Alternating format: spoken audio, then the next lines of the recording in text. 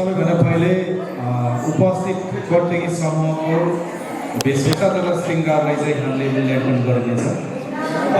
गीत अनुसारको र यहाँले सुहाउँदो वेशभूषा र श्रृङ्गार कस्तो गर्नुभएको छ भन्ने आधारलाई हामीले 10 नम्बरमा मूल्याङ्कन गरिनेछ। र त्यस्तै गरिकन नृत्यमा तपाईँहरूको हावभाव र मुखाकृति कस्तो रह्यो भने तपाईँहरूको समग्र टिमको चाहिँ हावभाव र मुखाकृतिलाई मध्यनजर गर्दै 20 नम्बरमा मूल्याङ्कन गरिनेछ। र त्यस्तै गरिकन ताल समन्वय र स्टेज कभरलाई 20 नम्बरमा मूल्याङ्कन गरिनेछ। र तपाईँहरूको सृजनशीलता र कोरियोग्राफी कन्सेप्ट कस्तो छ सोलाई हामीले 20 नम्बरमा मूल्याङ्कन गरिनेछ भने अन्तिममा समग्रमा प्रस्तुतिकरण कस्तो रह्यो भनेर 30 नम्बरमा मूल्याङ्कन गरिनेछ।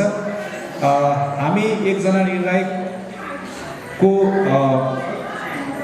मूल्याङ्कन भार चाहिँ 100 अङ्क रहेको छ भने 3 जना निर्णायकको चाहिँ 300 रहनेछ। समग्रमा 300 पूर्णाङ्कमा यहाँलाई मूल्याङ्कन गरिनेछ भन्दै यहाँहरूको सम्पूर्ण प्रतियोगी समूह भाइ बहिनीहरूको